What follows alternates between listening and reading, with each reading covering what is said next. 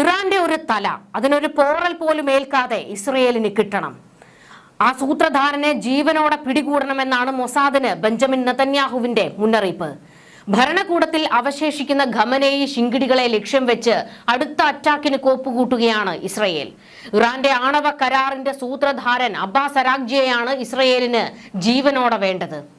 Iran ആണവ പരീക്ഷണത്തിന് അടുത്തെത്തിയെന്നാണ് Israel വിശ്വസിക്കുന്നത്. ആണവ കേന്ദ്രങ്ങൾ തകർക്കുന്നതിനോടൊപ്പം ആണവ പരീക്ഷണങ്ങളുടെ സൂത്രധാരന്മാരെ ഇല്ലാതാക്കണം. ഇതാണ് ഇസ്രയേൽ ഭരണകൂടത്തിന്റെ ആത്യന്തിക ലക്ഷ്യം. അരാഗ്ജിയെ ജീവനോടെ കിട്ടിയാലേ ആണവ പരീക്ഷണങ്ങളിൽ ഇറാൻ എത്ര ദൂരം മുന്നോട്ട് പോയെന്ന് കണ്ടെത്താനാകൂവെന്ന് നെതന്യാഹു വാദിക്കുന്നു. ഇറാനിൽ ആരുടെയൊക്കെ തല ചിതറിച്ചാലും അരാഗ്ജിയുടെ തലയ്ക്ക് ഒരു പോറൽ പോലും പറ്റരുതെന്ന് ബെഞ്ചമിൻ നെതന്യാഹു പറയുന്നു. ഇസ്രയേൽ അമേരിക്ക സഖ്യത്തിനെതിരെ ഇറാനിൽ നിന്ന് ഉയരുന്ന ഉറച്ച ശബ്ദമാണ് അരാഗ്ജിയുടേത്. ആണവ കരാറിൽ അമേരിക്കൻ ഭീഷണി കയ്യിൽ വെച്ചാൽ മതിയെന്ന് പല ആവർത്തി അരാഗ്ജി തുറന്നടിച്ചിരുന്നു. ഇസ്രയേലിന്റെ ഹിറ്റ് ലിസ്റ്റിലെ പ്രധാനിയാണ് ഇറാന്റെ വിദേശകാര്യ മന്ത്രി അബ്ബാസ് അരാഗ്ജി. പ്രകോപനമില്ലാതെ, ന്യായീകരണമില്ലാതെ നിയമവിരുദ്ധമായി അവർ യുദ്ധം ആരംഭിച്ചു. ഞങ്ങൾ ചെയ്യുന്നത് നിയമാനുസൃതമായ പ്രതിരോധം മാത്രമാണ്. സ്വയം പ്രതിരോധിക്കാൻ ഞങ്ങൾക്ക് എല്ലാ അവകാശവും ഉണ്ടെന്ന് ഇസ്രയേൽ യുദ്ധം തുടങ്ങിവെച്ചതിന് പിന്നാലെ അബ്ബാസ് അരാഗ്ജി പറഞ്ഞത്. ഞങ്ങളോട് ആക്രമണം അവസാനിപ്പിക്കാൻ ആവശ്യപ്പെടുന്നത് ന്യായമല്ല.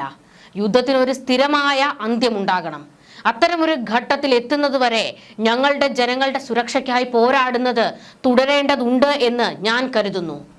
യുഎസും ഇസ്രയേലും ഇറാൻ ആക്രമണം തുടങ്ങി 9ാം ദിവസം NBCക്ക് ടെഹ്റാനിൽ നിന്ന് നൽകിയ പ്രത്യേക അഭിമുഖത്തിൽ അബ്ബാസ് അരാഗ്ജി പറഞ്ഞത് ഇങ്ങനെയായിരുന്നു: ശരിയായ സമയത്ത് ശരിയായ സ്ഥാനത്തുള്ള ശരിയായ വ്യക്തി എന്നാണ് ഇറാനിയൻ അനലിസ്റ്റും രാഷ്ട്രീയ വിദഗ്ധനുമായ സയ്യിദ് ലെയ്ലാസ് അരാഗ്ജിയുടെ യുദ്ധവുമായി ബന്ധപ്പെട്ട നിലപാടുകളെ വിശേഷിപ്പിച്ചത്. കുറച്ചു കാലങ്ങളായി ഇസ്രയേലിന്റെയും അമേരിക്കയുടെയും കണ്ണിലെ കരടാണ് അബ്ബാസ് അരാഗ്ജി. ഇറാനിൽ നിന്ന് അപ്രത്യക്ഷമായ സമ്പുഷ്ടീകരിച്ച യുറേനിയം എവിടെയാണുള്ളത്? ആണവ പരീക്ഷണം എവിടെയാണ് നടക്കുന്നത്? ഇറാന്റെ ആണവ പരീക്ഷണത്തിന് റഷ്യൻ സഹായമുണ്ടോ? ഏത് ഘട്ടം വരെ പരീക്ഷണം എത്തി? ഇതിനെക്കുറിച്ചെല്ലാം അരാഗ്ജിക്ക് വ്യക്തമായ അറിവുണ്ട്. നെതന്യാഹു കട്ടായം പറയുന്നത് ഈ വാക്കുകൾ തന്നെയാണ്. അരാഗ്ജിയുടെ തലയ്ക്കുള്ളിൽ ഒളിപ്പിച്ച ആണവ രഹസ്യങ്ങൾക്ക് ഇസ്രയേലിന്റെ ജീവന്റെ വിലയുണ്ടെന്ന് മൊസാദും വെളിപ്പെടുത്തുന്നു. അമേരിക്കയുമായി നടന്ന ആണവ കരാർ ചർച്ചകളിൽ ഭീഷണി ഇങ്ങോട്ട് വേണ്ട എന്ന നയം സ്വീകരിച്ച മന്ത്രി കൂടിയായിരുന്നു അബ്ബാസ് അരാഗ്ജി. അത്ര നിസ്സാരക്കാരനൊന്നുമല്ല അബ്ബാസ് അരാഗ്ജി. 1989 മുതൽ ഇറാന്റെ വിദേശകാര്യ മന്ത്രാലയത്തിന്റെ ഭാഗമായ അരാഗ്ജി ആണവ ചർച്ചകളിലും അന്താരാഷ്ട്ര കാര്യങ്ങളിലുമുള്ള നീണ്ട അനുഭവ സമ്പത്തിന് ശേഷം 2024 ഓഗസ്റ്റ് 21 ഇറാന്റെ വിദേശകാര്യ മന്ത്രിയാകുന്നത്. വിദേശകാര്യ മന്ത്രാലയത്തിലെ ഏറ്റവും പ്രൊഫഷണൽ നയതന്ത്രജ്ഞരിൽ ഒരാളാണ് അരാഗ്ജി. അദ്ദേഹത്തിന് ഒരു രാഷ്ട്രീയ മുന്നണിയുമായും ബന്ധമില്ല. എല്ലാവരും ഇദ്ദേഹത്തെ ബഹുമാനിക്കുന്നു എന്നാണ് അരാഗ്ജിയെക്കുറിച്ച് ജർമ്മനിയിലെ മുൻ ഇറാൻ അംബാസഡറും ആണവ ചർച്ചകളുടെ വക്താവുമായിരുന്ന ഹുസൈൻ മൗസാവിയൻ മുൻപ് ഒരു അഭിമുഖത്തിൽ പറഞ്ഞത്. 2015 ഇറാന്റെ ആണവ കരാറിലേക്ക് എത്തിച്ച ചർച്ചകളിലെ പ്രധാനപ്പെട്ട ശബ്ദമായിരുന്നു അരാഗ്ജിയുടേത്. 1979 ഇസ്ലാമിക വിപ്ലവത്തിന്റെ സമയത്ത് 17 വയസ്സായിരുന്നു അരാഗ്ജിയുടെ പ്രായം. ഇതിൽ പ്രചോദനം ഉൾക്കൊണ്ട് ഇറാൻ റവല്യൂഷണറി ഗാർഡിന്റെ ഭാഗമായി 1980 മുതൽ 8 വർഷം നീണ്ടുനിന്ന ഇറാഖുമായുള്ള യുദ്ധത്തിൽ മുന്നണി പോരാളിയാകുകയും ചെയ്തു.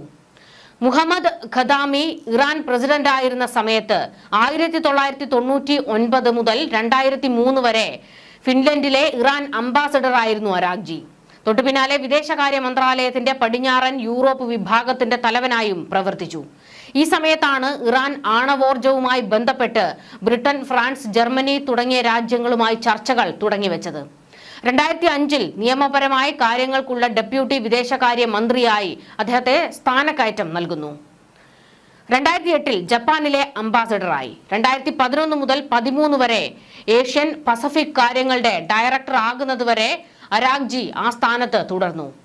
2013 പ്രസിഡന്റ് ഹസൻ റൂഹാനി തെരഞ്ഞെടുക്കപ്പെട്ടതിന് ശേഷം അന്നത്തെ വിദേശകാര്യ മന്ത്രി ജാവേദ് ഷെരീഫ് ആണവ ചർച്ചകൾക്കുള്ള തന്റെ ഡെപ്യൂട്ടിയായി അരാഗ്ജിയെ നിയമിച്ചു. പിന്നീട് അമേരിക്കയുമായി ആണവ കരാറിൽ ചർച്ചകൾ നടക്കുന്നു, കരാറിൽ എത്തുന്നു. എന്നാൽ പിന്നീട് ഡൊണാൾഡ് ട്രംപ് അധികാരത്തിൽ വന്നതോടെ 2018 US ഈ കരാറിൽ നിന്ന് പിന്മാറി. പിന്നീട് ബൈഡൻ പ്രസിഡന്റ് ആയപ്പോൾ കരാർ വീണ്ടും പ്രാബല്യത്തിലാക്കാൻ ഇറാൻ വിയന്നയിൽ നടത്തിയ ചർച്ചയെ നയിച്ചതും അരാഗ്ജിയായിരുന്നു. പക്ഷേ ഇറാനിൽ രാഷ്ട്രീയ മാറ്റം വരികയും റൂഹാനിക്ക് പകരം ഇബ്രാഹിം റൈസി പ്രസിഡന്റ് ആകുകയും ചെയ്തതോടെ അരാഗ്ജിയുടെ സ്ഥാനം നഷ്ടപ്പെട്ടു. പിന്നീട് പരമോന്നത നേതാവിന്റെ ഉപദേശക സമിതിയായ സ്ട്രാറ്റജിക് കൗൺസിൽ ഫോറിൻ റിലേഷൻസിന്റെ ഭാഗമായി പ്രവർത്തിച്ചു. 2023 കാര്യങ്ങൾ വീണ്ടും മാറിമറിഞ്ഞു.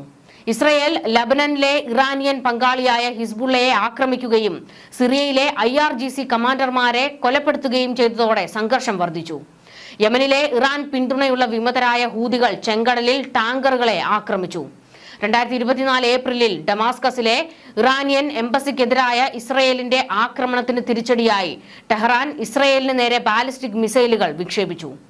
2024 മെയ് 19 ഇറാൻ വിദേശകാര്യ മന്ത്രി അമീർ അബ്ദുല്ലാഹിയാനും ഇറാനിയൻ പ്രസിഡന്റ് ഇബ്രാഹിം റൈസിയും സഞ്ചരിച്ച ഹെലികോപ്റ്റർ ഇറാൻ അസർബൈജാൻ അതിർത്തിക്കടുത്ത് തകർന്നു വീണു.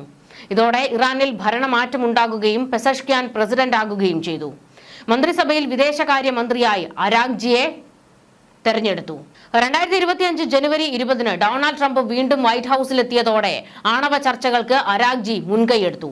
ഏപ്രിൽ 13 അദ്ദേഹം ഒമാനിൽ ട്രംപ് ഉദ്യോഗസ്ഥരുമായി ആദ്യഘട്ട ചർച്ചകൾ നടത്തി. വളരെ സമാധാനപരവും ബഹുമാനപൂർണവുമായ അന്തരീക്ഷത്തിൽ നടന്ന ക്രിയാത്മകമായ കൂടിക്കാഴ്ചയായിരുന്നു ഇതെന്ന് പിന്നീട് അരാഗ്ജി അഭിപ്രായപ്പെട്ടിരുന്നു.